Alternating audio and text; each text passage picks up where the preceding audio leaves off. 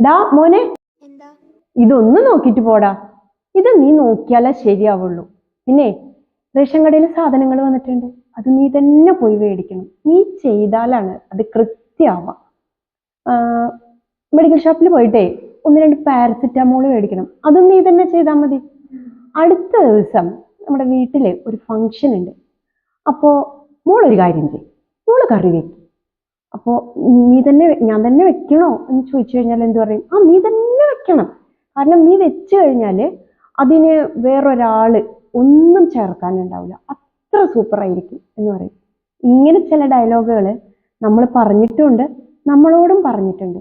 ഒരുപക്ഷെ നമ്മുടെ കഴിവിലുള്ള വിശ്വാസം കൊണ്ടായിരിക്കാം, നമ്മൾ ചെയ്താൽ ശരിയാകും എന്ന് കരുതിക്കൊണ്ടായിരിക്കാം. പക്ഷെ വേറെ ചില ആളുകളുണ്ട്, അതായത് അവർക്ക് ഇതൊന്നും ചെയ്യാനായിട്ട് പറ്റില്ല.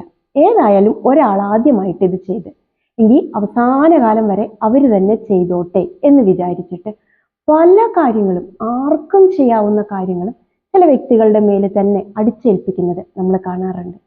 ആർക്കും സഹായമൊന്നും ചെയ്യണ്ട എന്നല്ല ഞാൻ ഈ വീഡിയോയിലൂടെ പറയുന്നത്. ആവശ്യക്കാർക്ക് മാത്രം, ജെനുവിനായിട്ട് നമ്മളെ അർഹിക്കുന്നവർക്ക് മാത്രം അത് ചെയ്യാനായിട്ട് നോക്കുക.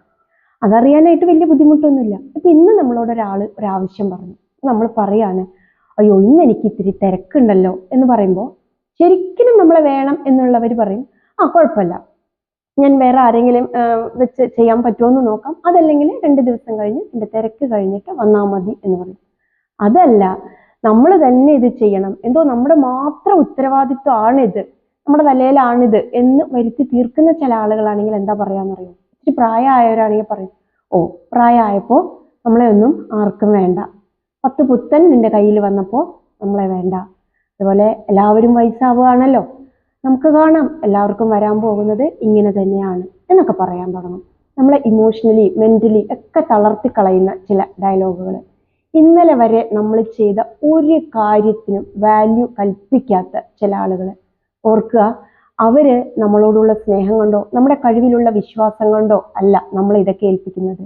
ഇത് നിന്റെ ഉത്തരവാദിത്വമാണ്, ഇത് നീ തന്നെ ചെയ്ത് തീർക്കണം എന്നൊരു, എന്താ പറയാ, അങ്ങനത്തെ ഒരു മനോഭാവത്തോടു കൂടിയാണ്.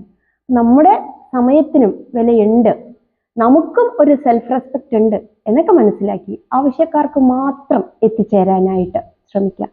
Let light shine out of darkness.